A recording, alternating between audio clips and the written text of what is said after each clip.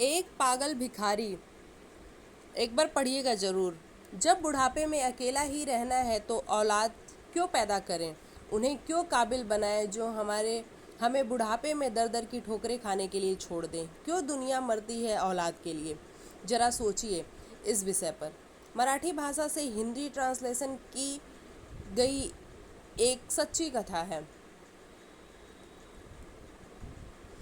लक्ष्मीकांत। जीवन के प्रति एक नया दृष्टिकोण आपको प्राप्त होगा। समय निकालकर अवश्य पढ़ें। हमेशा की तरह मैं आज भी परिसर के बाहर बैठे भिखारियों की मुफ्त स्वास्थ्य जांच में व्यस्त था। स्वास्थ्य जांच और फिर मुफ्त मिलने वाली दवाओं के लिए सभी भीड़ लगाए कतार में खड़े थे। सीधी नाक, घुंघराले बाल, अनायास सहज ही मेरा ध्यान एक बुजुर्ग की तरफ गया जो करीब ही एक पत्थर पर बैठे हुए थे। सीधी नाक, घुंघराले बाल, निस्तेज आंखें, जिस्म पर सादे लेकिन साफ सुथरे कपड़े। कुछ देर तक उन्हें देखने के बाद मुझे यकीन हो गया कि वो भिखारी नहीं हैं। उनका दायां पैर टखने के पास से कटा हुआ था और करीब ही उनकी बैसाखी रखी थी। फिर मैंने देखा कि आते जाते लोग उन्हें भी कुछ दे रहे थे और वे लेकर रख लेते थे। मैंने सोचा कि मेरा अंदाज़ा गलत था, वो बुजुर्ग भिखारी ही है। उत्सुकतावश मैं उनकी तरफ बढ़ा तो कुछ लोगों ने मुझे आवाज़ लगाई, उसके करीब न जाएं डॉक्टर साहब, वो बूढ़ा तो पागल है। लेकिन मैं उन आवाज़ों को नज़रअंदाज करता हुआ मैं उनके पास गया। सोचा कि जैसे दूसरों के सामने वे अपना हाथ फैला रहे थे वैसे ही मेरे सामने भी हाथ करेंगे। लेकिन मेरा अंदाज़ा फिर चूक गया। उन्होंने मेरे सामने हाथ नहीं फैलाया। मैं उनसे बोला, बाबा आपको भी कोई शारीरिक परेशानी है क्या? मेरे पूछने पर वे अपनी बैसाखी के सहारे धीरे से उठते हुए बोले, good afternoon doctor, I think I may have some eye problem in my right eye. इतनी बढ़िया अंग्रेजी सुनकर मैं अवाक रह गया। फिर मैंने उनकी आंखें देखी। पका हुआ मोतियाबिंद था उनकी आंखों में। मैंने कहा, मोतियाबिंद है बाबा, ऑपरेशन करना होगा। बुजुर्ग बोले, oh cataract, I had cataract operation in 2022 for my left eye in Ruby hospital. मैंने पूछा, बाबा आप यहाँ क्या कर रहे हैं? बुजुर्ग, मैं तो यहाँ रोज़ ही 2 घंटे भीख मांगता हूँ सर। मैंने कहा ठीक है, लेकिन क्यों बाबा? मुझे तो लगता है आप बहुत पढ़े लिखे हैं। बुजुर्ग हंसे और हंसते हुए बोले, पढ़े लिखे? मैंने कहा, आप मेरा मजाक उड़ा रहे हैं बाबा। बाबा ने बोला, oh no doctor, why would I, sorry if I hurt you. मैंने कहा, हर्ट की बात नहीं है बाबा, लेकिन मेरी कुछ समझ में नहीं आ रहा है। बुजुर्ग, मतलब जो ओल्ड मैन थे, उन्होंने कहा, समझ कर भी क्या करोगे डॉक्टर? अच्छा ओके, चलो हम उधर बैठते हैं, वरना लोग तुम्हें भी पागल ही कहेंगे। और फिर जो बुजुर्ग थे वो हंसने लगे। करीब ही एक वीरान टपरी थी, हम दोनों ही वहाँ जाकर बैठ गए। Well doctor, I am mechanical engineer. बुजुर्ग ने अंग्रेजी में ही शुरुआत की। मैं कंपनी के सीनियर मशीन ऑपरेटर था। एक नए ऑपरेटर को सिखाते हुए मेरा पैर मशीन में फंस गया था और ये बैसाखी हाथ आ गई। कंपनी ने इलाज का सारा खर्चा किया और बाद में कुछ रकम और सौंपी और घर पर बैठा दिया, क्योंकि लंगड़े बैल को कौन काम पर रखता है सर। फिर मैंने उस पैसे से अपना एक छोटा सा वर्कशॉप डाला, अच्छा घर लिया। बेटा भी मैकेनिकल इंजीनियर है। वर्कशॉप को आगे बढ़ाकर उसने एक छोटी सी कंपनी और डाली। मैं चकराया, बोला, बाबा तो फिर आप यहाँ इस हालत में कैसे? बुजुर्ग, मैं किस्मत का शिकार हूँ। बेटे ने अपना बिजनेस बढ़ाने के लिए कंपनी और घर दोनों बेच दिए। बेटे की तरक्की के लिए मैंने भी कुछ नहीं कहा, सब कुछ बेच बाच कर वो अपनी पत्नी और बच्चों के साथ जापान चला गया और हम जापानी गुड्डे गुड़िया यहाँ रह गए। ऐसा कहकर बाबा हंसने लगे। हंसना भी इतना करुण हो सकता है ये मैंने पहली बार अनुभव किया। फिर बोला, लेकिन बाबा आपके पास तो इतना हुनर है कि आप जहाँ लात मारे वहीं पानी निकाल दें। अपने कटे हुए पैर की ओर ताकते बुजुर्ग ने बोला, लात कहाँ और कैसे मारूं, बताओ मुझे। बाबा की बात सुन मैं खुद भी शर्मिंदा हो गया। मुझे खुद बहुत बुरा लगा। प्रत्यक्षता मैंने बोला, बाबा आप आज भी आपको कोई भी नौकरी दे देगा, क्योंकि आपने अपने आप को इतने सालों का अनुभव जो है।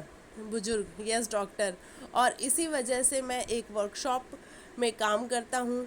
8,000 रुपये तनख्वाह मिलती है मुझे। मेरी तो कुछ समझ में ही नहीं आ रहा था। मैंने बोला, तो फिर आप यहाँ कैसे? बुजुर्ग, डॉक्टर, बेटे के जाने के बाद मैंने एक चौल में एक टीन की छत वाला घर किराए पर लिया। वहाँ मैं और मेरी पत्नी रहते हैं। उसे पैरालिसिस है, उठ बैठ भी नहीं सकती। मैं 10 से 5 नौकरी करता हूँ। शाम 5 बजे 5 से 7 इधर भीख मांगता हूँ और फिर घर जाकर तीनों के लिए खाना बनाता हूँ। आश्चर्य से मैंने पूछा, बाबा अभी तो आपने बताया कि घर में आप और आपकी पत्नी हैं, फिर ऐसा क्यों कहा कि आप तीनों के लिए खाना बनाते हो? बुजुर्ग, डॉक्टर, मेरे बचपन में ही मेरी माँ का स्वर्गवास हो गया था। मेरा एक जिगरी दोस्त था। उसकी माँ ने अपने बेटे जैसे ही मुझे पाला पोसा। 2 साल पहले मेरे उस जिगरी दोस्त का निधन हार्ट अटैक से हो गया और तो उसकी 92 साल की माँ को मैं अपने साथ घर ले आया। तब से वो हमारे साथ ही रहती है। लक्ष्मीकांत, मैं अवाक रह गया।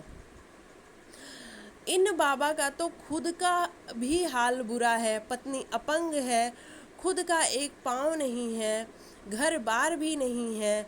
जो था वो बेटा बेचकर चला गया और ये आज भी अपने मित्र की माँ की देखभाल करते हैं। कैसे जीवट इंसान है ये। कुछ देर बाद मैंने सामान्य स्वर में पूछा, बाबा बेटा आपको रास्ते पे ले आया, ठोकरें खाने को छोड़ गया, आपको गुस्सा नहीं आता उस पर? बुजुर्ग, नो डॉक्टर, नो डॉक्टर। अरे वो सब तो उसी के लिए कमाया था, जो उसी का था उसने ले लिया, इसमें उसकी गलती कहाँ है? लेकिन बाबा, मैं बोला, लेने का ये कौन सा तरीका हुआ भला? सब कुछ ले लिया, ये तो लूट हुई। अब आपके यहाँ भीख मांगने का कारण भी मेरी समझ में आ गया बाबा। आपकी तनख्वाह के 8,000 रुपयों में आप तीनों का गुजारा नहीं हो पाता, इसीलिए आप यहाँ आते हो।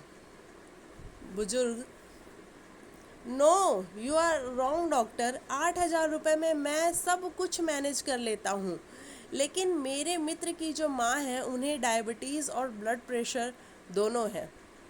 दोनों बीमारियों की दवाई चल रही है उनकी।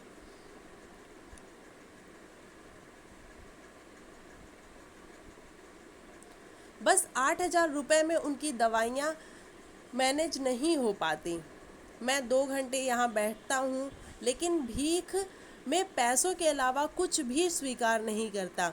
मेडिकल स्टोर वाला उनकी महीने भर की दवाएं मुझे उधार दे देता है और यहाँ 2 घंटे में मैं जो भी पैसे मुझे मिलते हैं मैं वो रोज़ ले जाकर मेडिकल स्टोर वाले को दे देता हूँ।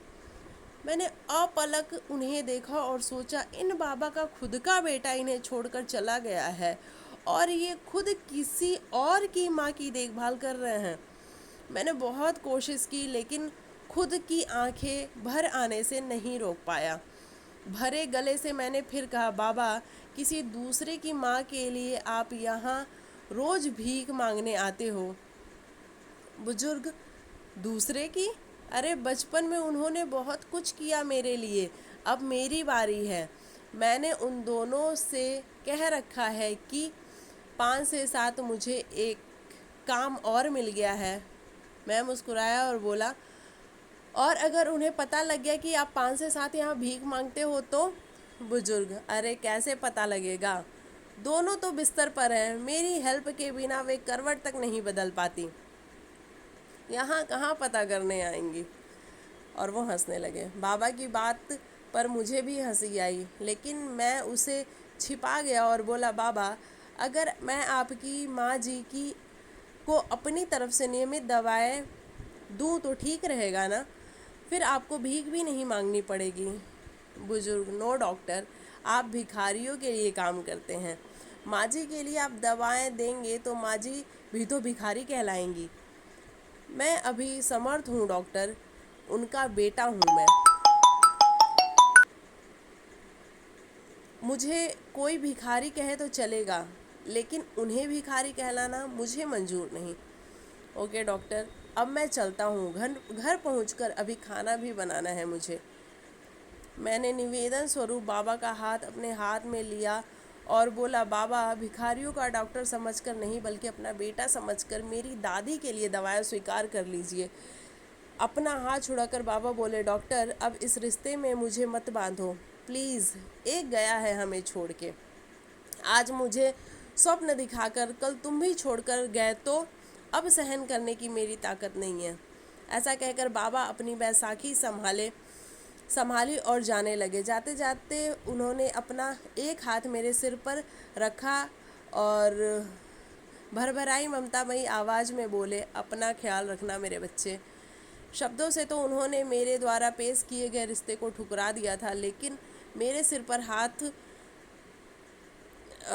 पर हाथ रखकर उन्होंने गर्म स्पर्श से मुझे बताया कि मन में उन्होंने एक रिश्ते को स्वीकारा था। उस पागल कहे जाने वाले मनुष्य को पीठ फेरते ही मेरे हाथ अपने आप प्रणाम की मुद्रा में जुड़ गए। हमसे भी अधिक दुखी, अधिक विपरीत परिस्थितियों में जीने वाले ऐसे भी लोग हैं। हो सकता है इन्हें देखकर हमारे दुख कम प्रतीत हों और दुनिया को देखने का नज़रिया बदले। हमेशा अच्छा सोचें, हालात का सामना करें। कहानी से कुछ प्रेरणा मिले तो जीव मात्र पर दया करना और परोपकार की भावना बच्चों में ज़रूर दें। Thank you so much for listening my story.